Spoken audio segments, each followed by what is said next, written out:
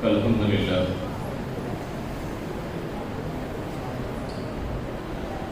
لله وحده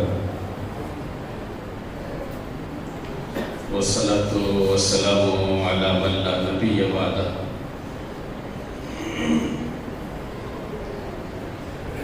وعلى آله وصحبه الذين اتبعوا نهجه أما بعد فأعوذ بالله من الشيطان الرجيم بسم الله الرحمن الرحيم وفي أنفسكم أفلا تدبرون صدق الله مولانا العظيم وصدق رسوله النبي المتين المكين الكريم ونحن على ذلك لمن الشاهدين والشاكرين والحمد لله رب العالمين. ولقد قال الله عز وجل في شأن حبيبه الكريم إن الله وملائكته يصلون على النبي يا أيها الذين آمنوا صلوا عليه وسلموا تسليما. اللهم صل على سيدنا مولانا محمد معدن الجود والكرم وآله الكرام وابنه الكريم وعليك وسلم صلاة وسلام عليك يا رسول الله صلى الله تعالى عليه وسلم. من علينا ربنا إذ بعث محمدا أيده بأيده أيدنا بأحمدا أرسله مبشرا وأرسله ممجدا صلوا عليه دائما صلوا عليه سرمدا صلى الله على النبي الأمي وعلى آله وصحبه بارك وسلم. بلغ العلا بكماله كشف الدجى بجماله حسنت جميع خصاله صلوا عليه وآله. محترم سامعین، آئیے ہم اور آپ مل کر نبی اور آل نبی پر درود و سلام کا نذرانہ پیش کریں. اللہم صلی علی سیدنا مولانا محمد معدن الجود والکرم وآلہ الکرام وابنہ الکریم وآلہ وسلم صلاۃ و سلام علیک یا رسول اللہ صلی اللہ تعالی علیہ وسلم.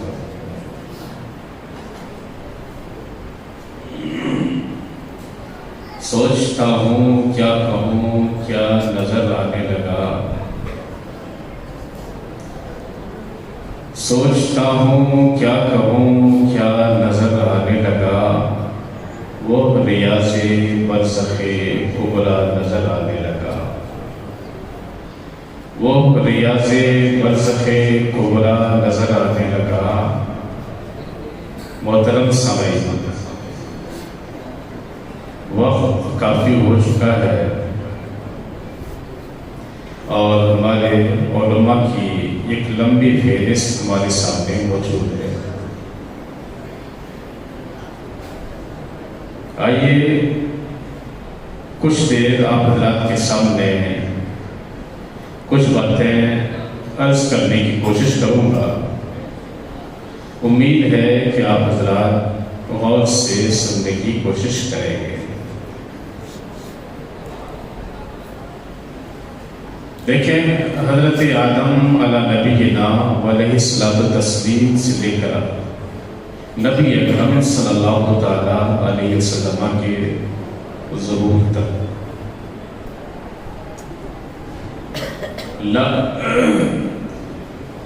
ہزاروں انبیاء کرام رسولان نظام اس دنیا میں تشریف لائے.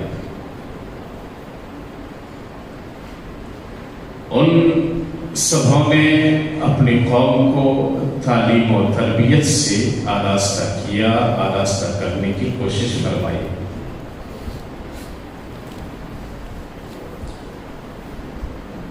لیکن اگر تاریخ کا مطالعہ کیا جائے تو ان کی تعلیم یا تربیت بالکل عام نہیں تھی۔ حضرت عیسیٰ علی نبینا علیہ الصلوۃ والتسلیم کے بارے میں آیا ہے کہ آپ کے مکتب میں یا آپ کے مدرسے میں پڑھنے والے عیسائی کے علاوہ کسی اور کا تصور نہ تھا۔ اسی طرح توریت کے جتنے انبیاء کرام آئے ان سبوں کی تعلیم اور تربیت ایک خاص طبقے کے لیے ہوتی،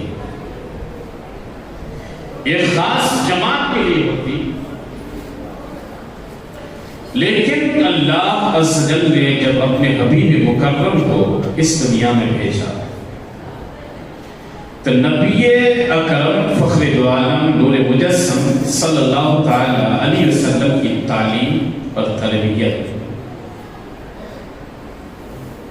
نہ تو کسی ایک خاص قبیلے کے لیے تھی، نہ کسی ایک شہر کے لیے، نہ کسی ایک ملک کے لیے، بلکہ آپ کی تعلیم و تربیت ہر ایک کے لیے عام تھی۔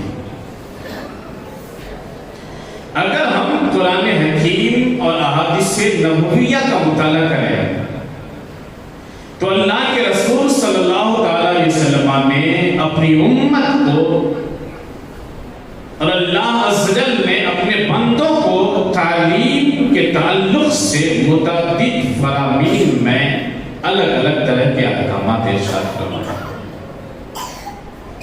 ایک نہیں کئی آیتوں میں رب کریم نے تعلیم و تربیت کا ذکر فرمایا۔ کہیں ارشاد فرماتا ہے هل يستوي الأعمى والبصير، کیا دیکھنے والا اور نابینا یہ دونوں برابر ہے؟ ام هل تستوي الظلمات والنور، یا تاریکیاں اور روشنی برابر ہے؟ مطلب یہ ہے کہ یہ دونوں ہرگز برابر نہیں۔ کہیں یوں ارشاد فرمایا جا رہا ہے هل يستوي الذين يعلمون والذين لا يعلمون، کیا جاننے والے اور نہ جاننے والے یہ دونوں برابر ہیں؟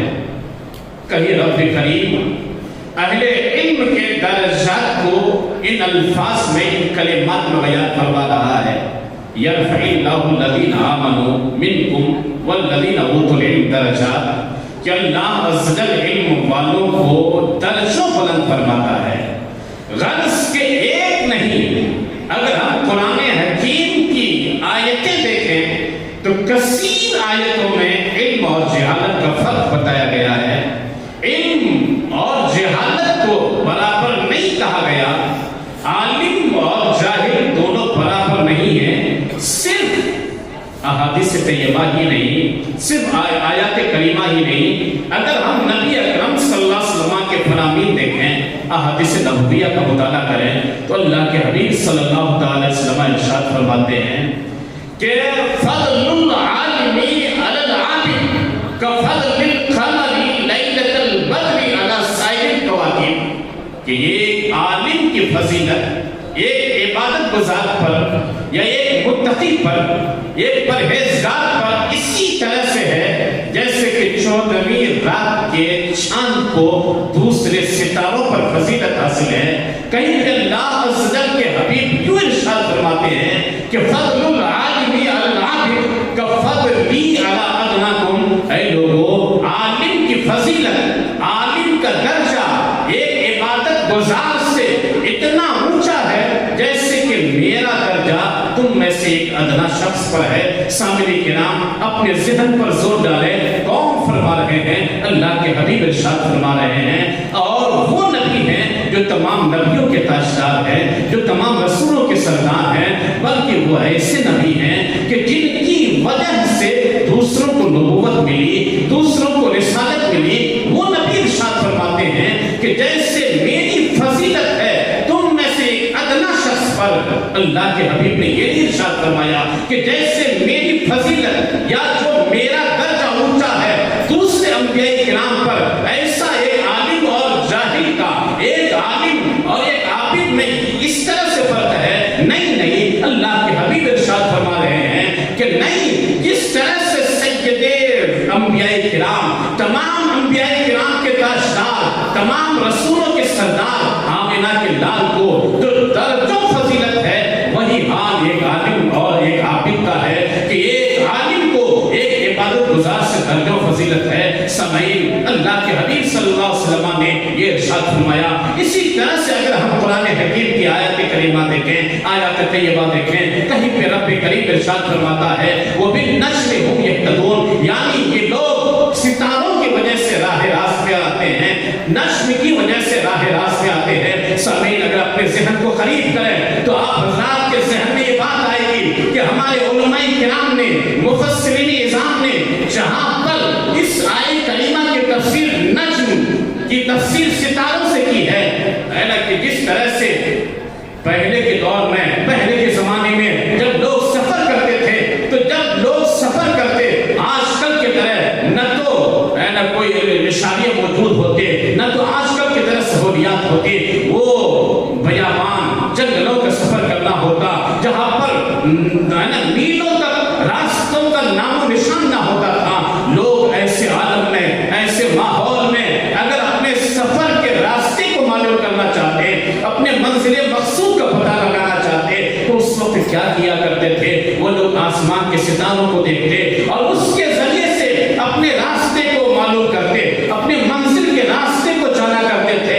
اللہ عز و جل اپنے اس قرآن میں جو ارشاد فرما رہا ہے وَبِالنَّجْمِ هُمْ يَهْتَدُونَ، اس کی تفسیر مفسرین کرام کی ایک جماعت نے یہ بھی کی ہے کہ یہاں پہ نجم سے مراد علماء کرام ہے۔ مطلب یہ ہے کہ جس طرح سے ایک راستہ بھولا ہوا، ایک وہ انسان جو اپنے راستے کو بھول چکا ہے، آسمان کے ستاروں کو دیکھتا ہے، آسمان کے تاروں کو دیکھتا ہے، تو انہیں اپنی منزل کا پتہ چل جاتا ہے۔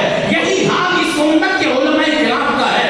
اگر کوئی اپنی ہدایت کی راہ کو بھول چکا ہے، اگر علماء کرام کے نقوش پاک کو اپنا لیتا ہے، تو وہ راہ راست پر آ جاتا ہے۔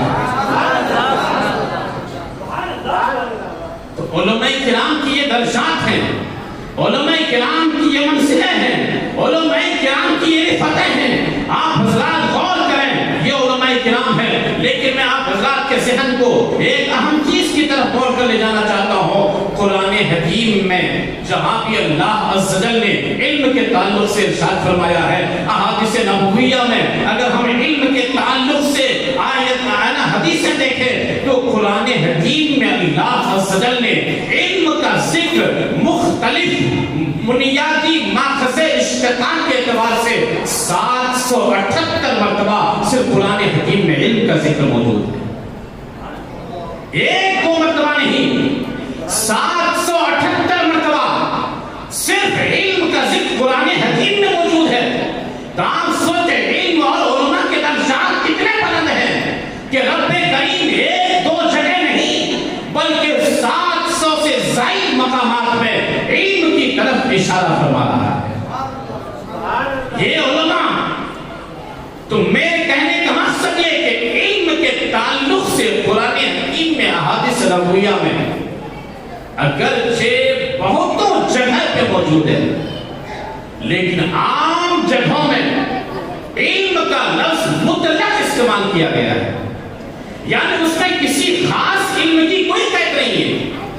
ہاں، یہ اور بات ہے کہ جہاں بھی علم کے حصول کے یا علم کے حصول پر جو بھی ثواب یا اجر و ثواب کا ذکر کیا گیا ہے، اجر و ثواب بیان کیا گیا ہے، اس سے مراد عام طور پر دینی علوم ہی ہیں۔ تو اللہ عز و جل نے مختلف جگہوں میں ارشاد فرمایا۔ اگر ہم قرآن حکیم کی آیتوں کو دیکھیں، آپ قرآن حکیم کا مطالعہ کریں، بلکہ ایک مرتبہ اللہ کے حبیب صلی اللہ علیہ وسلم اپنے حجرے سے باہر تشریف لائے۔ جب اپنے حجرے سے باہر تشریف لے گئے تو کیا دیکھ رہے ہیں کہ مسجد نبوی میں دو طرف دو جماعت میں لوگ بٹے ہوئے ہیں۔ ایک طرف وہ لوگ ہیں جو ذکر الہی میں مشغول ہیں، اللہ اللہ کر رہے ہیں، ذکر و فکر میں مشغول ہیں،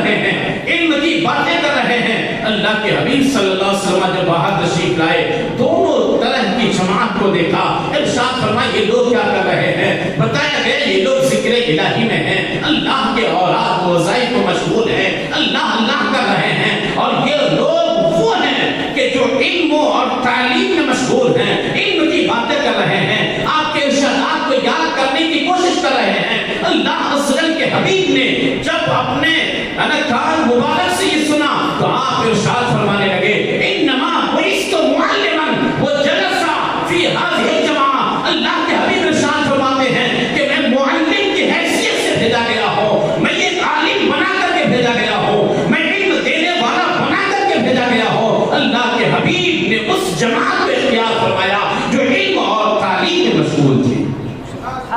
آپ سوچیں یہ علماء کتنے بلند مقامات کے حامل ہیں، بلند درجات کے حامل ہیں کہ علماء کرام کے مجلس میں تمام نبیوں کے تاجدار اور سردار آ کر کے تشریف لگ رہے ہیں۔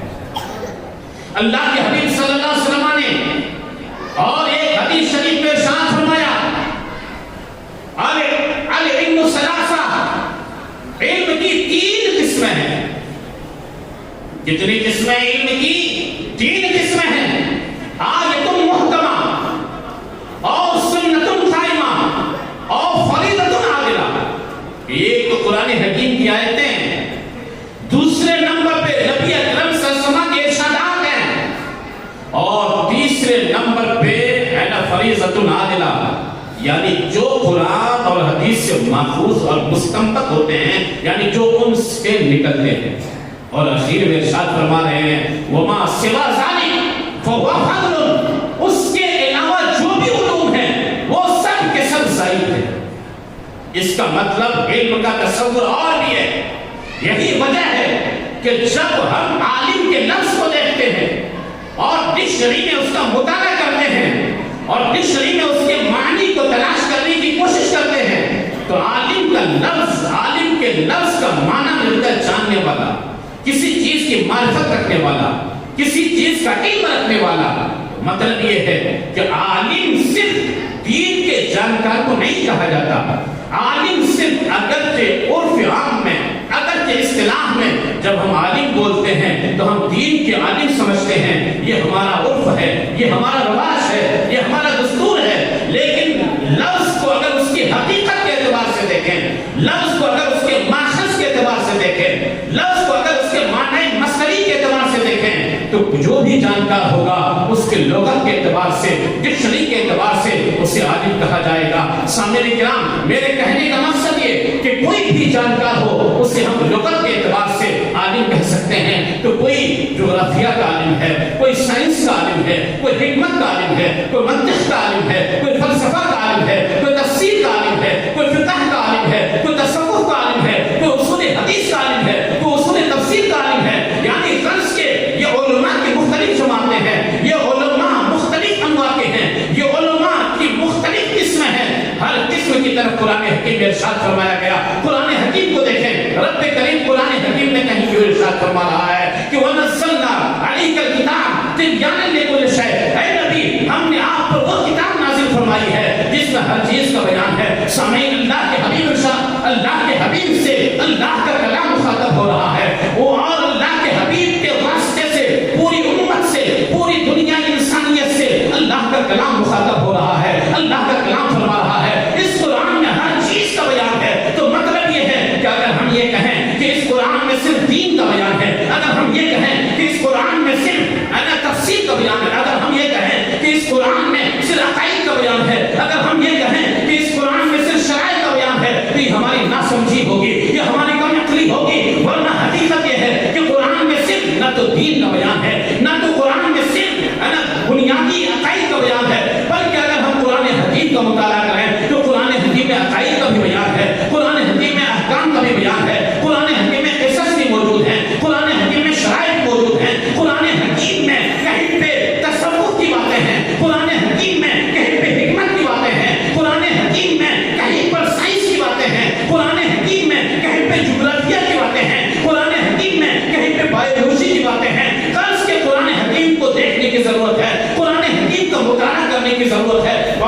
جانتا ہے کہ رب کریم نے جب اپنے حبیب پر سب سے پہلے وحی نازل فرمائی تو رب کریم ارشاد فرماتا ہے اقرا بسم ربک، اے حبیب اپنے رب کے نام سے پڑھیے. اور آگے ارشاد فرما رہا ہے کہ خلق الانسان من علق، کہ رب کریم نے انسان کو دم بستہ سے پیدا کیا، ایک بندھے میں خون سے پیدا کیا. میں علماء کرام یہاں تشریف فرما ہے، علماء کرام کی ایک بڑی جماعت موجود ہے، سامعین سے مخاطب ہو رہا ہوں. میں آپ حضرات سے پوچھنا چاہتا ہوں، آپ حضرات کے ذہن کو اپنی طرف مائل کرنا چاہتا ہوں. رب کریم اپنے اس قرآن میں، اپنے اس کلام میں، قرآن حکیم کی اس آیت کریمہ میں ارشاد فرما رہا ہے کہ انسان کو دم بستہ سے پیدا فرمایا، بندھے ہوئے خون سے پیدا فرمایا.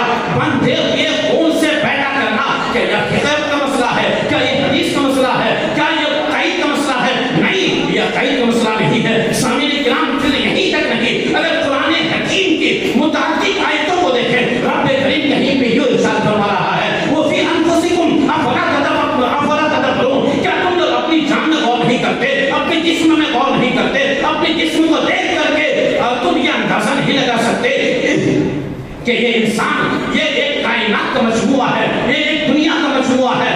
رب کریم کہیں پہ یہ ارشاد فرماتا ہے أَفَلَا يَنْظُرُونَ إِلَى الْإِبِلِ كَيْفَ خُلِقَتْ، کیا وہ لوگ اونٹ کو نہیں دیکھتے ہیں کہ اونٹ کی تخلیق کس طرح سے ہوئی ہے؟ وَإِلَى السَّمَاءِ كَيْفَ رُفِعَتْ، آسمان کو نہیں دیکھتے ہیں کہ کس طرح سے اس آسمان کو بغیر ستون کے بلند کیا گیا ہے. تو سامعین صرف یہیں تک نہیں، قرآن حکیم میں کہیں پہ انگور کا ذکر ہے، کہیں پہ کھجور کا ذکر ہے. غرض کے قرآن حکیم میں نباتات کا ذکر ہے، قرآن حکیم میں جمادات کا ذکر ہے، قرآن حکیم میں حیوانیات کا ذکر ہے، قرآن حکیم میں سائنس کا ذکر ہے، قرآن حکیم میں مختلف علوم کا ذکر ہے.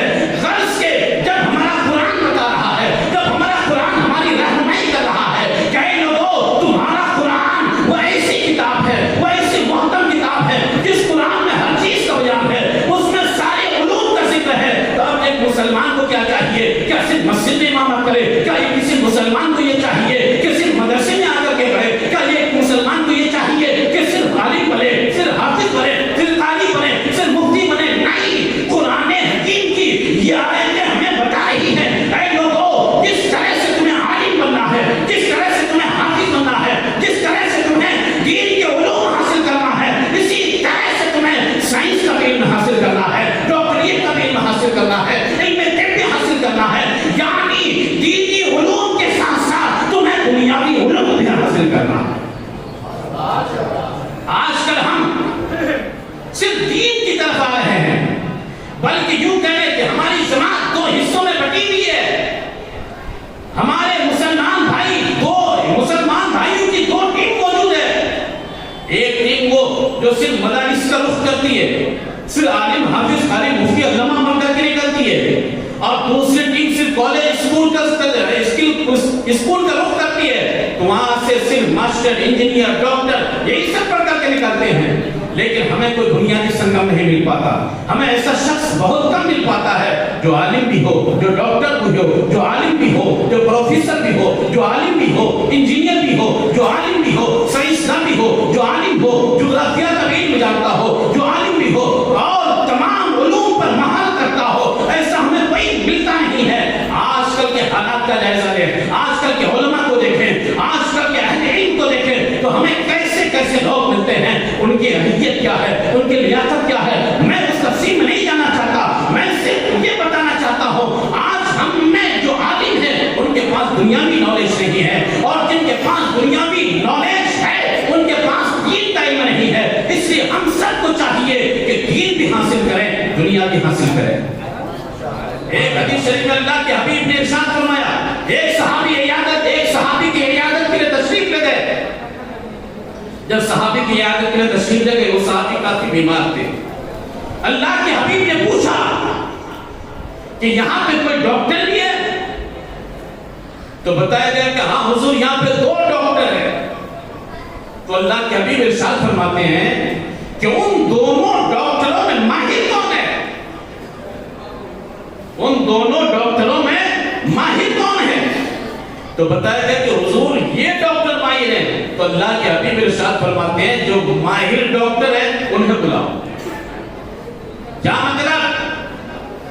اللہ کے حبیب صلی اللہ علیہ وسلم اپنے صحابی کی بیماری کہ یہ کس ڈاکٹر کا انتخاب فرمانا ہے جو ماہر ڈاکٹر ہے. اس کا مطلب یہ ہے کہ ہماری شریعت میں بھی ماہر لوگوں کی طرف نظر اٹھائی جا رہی ہے.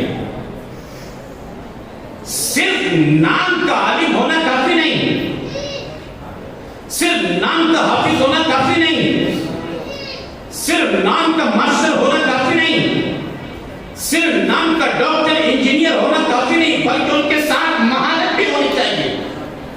اسی لیے اللہ کے حبیب صلی اللہ علیہ وسلم نے ان کلمات میں ارشاد فرمایا کہ اے لوگوں, جب بھی کسی علم کو حاصل کرو تو پوری توجہ اور لگن کے ساتھ حاصل کرو. جب تمہاری توجہ مکمل ہوگی, جب تم پوری توجہ کرو گے تو تب جا کر کے اس علم میں مہارت حاصل کر پاؤ گے. اس لیے ہم سبوں کو چاہیے, چاہے ہم جس فیلڈ میں بھی ہوں, چاہے ہم جو بھی علم حاصل کر رہے ہوں, ہم سب کو محنت کرنے کی ضرورت ہے, ہم سب کو توجہ سے پڑھنے کی ضرورت ہے. آج بڑا المیہ ہے, ہم مسلمان شکایت کرتے ہیں کہ ہماری نوکری نہیں ہو رہی ہے نا, گورنمنٹ جاب نہیں مل رہے ہیں, ہمیں یہ ساری سیٹیں نہیں مل پا رہی ہیں, ہمیں یہ سویدھا نہیں مل پا رہی ہے. لیکن ان سے پوچھا جائے کہ آپ نے علم حاصل کتنا کیا ہے, ظاہر سی بات ہے کمپٹیشن کا دور ہے, مسابقت کا دور ہے, ایک دوسرے سے آگے بڑھنے کا دور ہے. آپ کا نمبر 60% ہو اور دوسرے کا نمبر 90+% ہو, آپ یہ سوچیں کہ وہاں پہ آپ کی نوکری ہوگی, اس لیے یہ خواب ہے, یہ خیال ہے. اس لیے ضرورت اس بات کی ہے کہ خود اتنی محنت کی جائے کہ ہمارا نمبر سب سے زیادہ ہو, تاکہ گورنمنٹ بھی, کمپنیاں بھی مجبور ہو کر کے ہمیں نوکری دے, یا یوں کہیں کہ نوکری دینے پہ مجبور ہو جائے. میں یہ عرض کر رہا تھا کہ ہم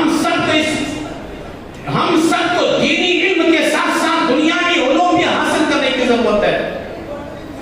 اللہ عز و جل نے حضرت آدم کو پیدا فرمایا, بالکل اختصار کے ساتھ گزر رہا ہوں, حضرت آدم کو پیدا فرمایا. قرآن حکیم میں ایک پوری تفصیل موجود ہے نا, وَإِذْ قُلْنَا لِلْمَلَائِكَةِ اسْجُدُوا لِآدَمَ, ہے نا, ہم نے فرشتوں سے کہا آدم کو سجدہ کرو, فرشتوں نے کیا کہا. اور پھر وَإِذْ قَالَ رَبُّكَ لِلْمَلَائِكَةِ إِنِّي جَاعِلٌ فِي الْأَرْضِ خَلِيفَةً, کہ تمہارے رب نے فرمایا کہ میں زمین میں اپنا خلیفہ نائب بنانا چاہتا ہوں. فرشتوں نے اعتراض کیا تھا. اللہ عز و جل نے ان کے اعتراض کو ختم کرنے کے لیے حضرت آدم علیہ السلام کو کیا فرمایا, وَعَلَّمَ آدَمَ الْأَسْمَاءَ كُلَّهَا, حضرت آدم علیہ نبینا علیہ السلام کو علم دیا گیا. وہ علم کتنی زبانوں میں دیا گیا؟ مفسرین کرام فرماتے ہیں کہ 7 لاکھ زبانوں کا علم دیا گیا. ایک دو زبان نہیں, 7 لاکھ زبانوں کا علم دیا گیا. مطلب کہ ہمارے سامنے جو مائک ہے تو 7 لاکھ زبانوں میں اس مائک کا کیا نام ہے اللہ تعالیٰ نے حضرت آدم کو بتایا. ابو البشر سیدنا آدم علی نبینا علیہ السلام. تو حضرت آدم کو اتنی ساری زبانوں کا علم دیا گیا, اور ہم سوچیں کہ ہم صرف عربی پڑھ لیں, اردو پڑھ لیں, بس اتنا کافی نہیں, کافی نہیں, بلکہ جو بھی وقت کی ضرورت ہو, جو بھی حالات متقاضی ہوں, حالات جن چیزوں کے تقاضے کر رہے ہوں, وہ تمام علوم ہمیں حاصل کرنے کی ضرورت ہے. آپ سوچیں, ایک بزرگ کا واقعہ میں پڑھ رہا تھا, سیدنا امام شافعی رحمت اللہ تعالیٰ علیہ سے جب پوچھا گیا, بلکہ انہوں نے ایک موقع پہ یہ ارشاد فرمایا کہ افضل العلم بعد الحلال والحرام الطب, کہ حلال و حرام کے علم کے بعد سب سے بہتر علم ڈاکٹری کا علم ہے. امام شافعی رحمت اللہ تعالیٰ علیہ کے دوسرے اقوال کہ لا تسکنن بلدن، کیا لوگوں ایسے شہر میں ہرگز مت رہو جس میں کوئی عالم نہ ہو کہ جن سے تم اپنے دین کی باتیں پوچھ سکو، اور نہیں ایسے شہر میں رہو کہ جس میں کوئی ڈاکٹر ہو جو تمہارے بدن کے تعلق سے تمہیں بتا سکے۔ اب سوچیں، امام شافعی فرما رہے ہیں، تو اس کا مطلب یہ کہ ہمیں اپنی رہائش کے لیے وہ شہر اختیار کرنے کے لیے کہا جا رہا ہے۔ امام شافعی فرما رہے ہیں جس میں عالم بھی ہو، ڈاکٹر بھی ہو۔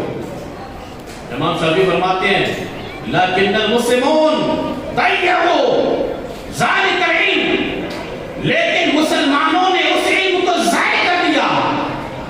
وہ سبقوا یا وہ سبق فیہ النصارى، اور اس علم میں نصرانی مسلمانوں کو سبقت لے گئے۔ آج دیکھیں ڈاکٹر یعنی ڈاکٹری کا جو علم ہے ان پر نصرانیوں اور عیسائیوں ہی کا غلبہ ہے۔ آپ دیکھتے ہیں ڈاکٹر دواخانے میں جو نشانات لگے رہتے ہیں وہ صلیب کے نشان سے اس کی شروعات ہوئی۔ صلیب کا نشان وہی تھا۔ ان لوگوں نے جنگ عظیم کے موقع پر اپنے دواخانہ میڈیکل اسٹور کی پہچان کے لیے وہ نشان لگوائے، اور وہ سلسلہ وہاں پہ چلا، غلبہ انہیں کا ہوا۔ آج ہر میڈیکل اسٹور میں، ہر دواخانے میں وہ نشان موجود ہے۔ غلبہ ان لوگوں کا۔ ایک بزرگ سے منقول ہے، کوئی ایک مرتبہ ان کی طبیعت خراب ہو گئی۔ جب ان کی طبیعت خراب ہو گئی، سیدنا امام مازی جب ان کی طبیعت خراب ہو گئی، ایک ڈاکٹر کے پاس گئے۔ جب وہ ڈاکٹر کے پاس گئے، ڈاکٹر نے دوا دیا، دوا دینے کے بعد کہا کہ اگر مجھے اپنے پیشے کا خیال نہ ہوتا تو میں آپ کو مار ڈالتا، میں آپ کی جان لے لیتا۔ انہیں یہ سن کر کے کافی افسوس ہوا۔ فرماتے ہیں دوا لینے کے بعد شفا حاصل ہوئی۔ شفا حاصل ہو جانے کے بعد انہوں نے علم فقہ کے ساتھ ساتھ ڈاکٹری کا بھی علم حاصل کیا۔ وہ جہاں پر ایک طرف لوگوں کو دینی فتوے بتایا کرتے تھے، وہیں پر اپنے وقت کے سب سے بڑے ڈاکٹر کے نام سے جانے جانے۔ آپ سوچیں، ہمارے بزرگوں کا یہ عمل بتا رہا ہے، ہمارے بزرگوں کی یہ روش بتا رہی ہے، ہمارے بزرگوں کی یہ طریقے ہمیں بتا رہے کہ اے لوگوں، صرف دینی علم ہی کافی نہیں، بلکہ اگر اس دنیا میں سکون اور شانتی کی زندگی گزارنی ہے تو دینی علم کے ساتھ ساتھ دنیا کے علوم بھی حاصل کرنے کی ضرورت ہے۔ انہی حالات کو دیکھتے ہوئے آپ کے اس دارالعلوم نے جو دینی علوم پہلے سے دیے جا رہے تھے، کئی دہائیوں سے، ابھی کئی مہینوں سے انگلش میڈیم اسکول کی شروعات کی۔ الحمدللہ عز و جل پری پرائمری میں KG1 KG2 اور فرسٹ اسٹینڈرڈ ان کلاسز میں بچے پڑھ رہے ہیں، اور ہماری ٹیچر آ رہی ہے پڑھا کر کے جا رہی ہے۔ تو وہ آ رہی پڑھا کر کے جا رہی ہے، لیکن آپ حضرات جانتے ہیں جو یہاں پہ موجود ہیں اور جو پہلی بار آئے ان کے معلومات کے لیے کہوں کہ اگرچہ یہ جگہ کافی بڑی دکھ رہی ہے، لیکن دارالعلوم کے منصوبے کے حساب سے یہ جگہ ناکافی ہے، اس لیے سامنے کی چھالی لی گئی ہے، اور یہ سب آپ لوگوں کو دیکھ کر کے یہ چھالی لینے کی ہمت کی گئی۔ آپ حضرات میں سے بہت سارے لوگوں نے دارالعلوم کی مدد کی ہے۔ میں چندہ نہیں کر رہا ہوں، صرف آپ لوگوں سے حالات بتا رہا ہوں، فکر مت کیجئے کہ چندہ شروع ہو جائے گا۔ بس اتنی سی بات عرض کروں کہ یہ آپ کے سامنے جو رمضان آ رہا ہے، اس رمضان میں آپ دارالعلوم کا خیال رکھیں، تاکہ یہ چھالی کا جو پیمنٹ ہے تقریباً 26 لاکھ روپے باقی ہے، یہ اسی رمضان میں ہو جائے. اور میں نہیں سمجھتا کہ بوئیسر کے لوگ اتنے فاقہ کش یا تنگ دست ہیں کہ وہ اس کا انتظام نہ کر سکیں، بلکہ بوئیسر کے لوگ اگر ساتھ دیں تو یہ رمضان میں 30 لاکھ کیا بلکہ کروڑوں روپے جمع ہو سکتے ہیں. تو ہم سب کا دارالعلوم کا مقصد یہ ہے کہ ہمیں اس دارالعلوم سے صرف عالم ہی نہیں نکالنا ہے، صرف حفاظ ہی کو دستار بندی نہیں دینی ہے، صرف قرآن کے قاریوں ہی کو پگڑی نہیں پہنانی ہے، بلکہ ہم سب کا مقصد یہ ہے کہ ہمارا دارالعلوم اتنا بڑا ہو جائے کہ یہ دارالعلوم ہر شعبے پہ کام کر سکے، اس دارالعلوم میں ہر طرح کی تعلیم ہو سکے، اور ہمارے جن بچوں کو دینی تعلیم دی جائے انہیں دنیاوی علم سے بھی آراستہ کیا جائے، اور جنہیں دنیاوی علم سے آراستہ کیا جائے، جو دنیاوی علوم حاصل کرنے کے لیے آئیں انہیں دینی علم سے بھی مزین کیا جائے. اس سے آپ حضرات کی ضرورت ہے، اور قریب آئیں، دارالعلوم کے قریب آئیں، دارالعلوم کے تعمیر اور ترقی میں اپنا ہاتھ پوری طرح سے بڑھائیں، اور دارالعلوم کے جو مقاصد ہیں، جو منصوبے ہیں ان سب کو پائے تکمیل تک پہنچانے کے لیے جب تک آپ قدم نہیں بڑھائیں گے، بولتے ہیں نا یہ رشتہ محبت کچھ اس طرح بڑھے گا، کچھ تم قدم بڑھاؤ کچھ ہم قدم بڑھائیں. بولتے ہیں ایک ہاتھ سے تالی نہیں بجتی، تالی بجانے کے لیے دونوں ہاتھ کی ضرورت ہے. ایک ہاتھ میں یہ اراکین ہے، یہ ذمہ داران ہے، دوسرا ہاتھ آپ لوگوں کا ہے. جب دونوں ہاتھ آپس میں ملیں گے تب تالی بجے گی، جب دونوں ہاتھ ایک ساتھ آئیں گے تب تالی بجے گی. اس لیے آپ حضرات کی مکمل ضرورت ہے. سامعین کرام، میں یہ عرض کر رہا تھا کہ قرآن حکیم میں، احادیث طبیعی کرام میں، علماء کرام کے ارشادات میں، اقوال میں، فرامین میں جہاں پہ دینی علم حاصل کرنے کا ذکر ہے وہیں پہ دنیا کے علوم کو بھی فراموش نہ کرنے کا سلیقہ ہمیں ان کی زندگی سے ملتا ہے. اس سے ہم سب کو چاہیے کہ دینی علم کے ساتھ ساتھ دنیاوی علوم حاصل کریں، اپنے بچوں کو مدرسے میں رکھیں، انہیں حافظ قرآن بنائیں. ابھی ہمارے کچھ دنوں پہلے ہمارے ایک بھائی سے بات چیت ہو رہی تھی، بتا رہے تھے کہ یہ ساؤتھ افریقہ کی بات ہے، وہاں کے حالات اس قدر ہیں، بولتے کہ میرے رشتہ دار کے بچے وہاں پہ پڑھتے ہیں، جب وہ لوگ 10ویں کا ایگزام پاس کیے تو وہ بچے 10ویں کا ایگزام پاس کرنے کے ساتھ ساتھ قرآن حکیم کے حافظ بھی بن چکے تھے. اس لیے ہم یہ چاہتے ہیں کہ ہمارے سلیبس میں، ہمارے کورس میں جہاں پر یہ دنیاوی تعلیم ہو، عصر حاضر کے تقاضوں کو پورا کرنے والے ایک نصاب ہو، ایک کورس ہو، وہاں پہ ہمارا دین بھی ہم سے چھوٹ نہ پائے، ہمارا دین بھی ہم سے نہ دور ہونے پائے. ہم یہ چاہتے ہیں کہ اگر ہمارا ڈاکٹر بھی کل اپنے دواخانہ میں موجود ہو تو ان کا بھی کوئی قدم شریعت کے خلاف نہ اٹھے. اگر ان کے سامنے ضرورت کے مسائل پیش آئے تو وہ ان اپنی ضرورت کے مسائل خود حل کر سکیں.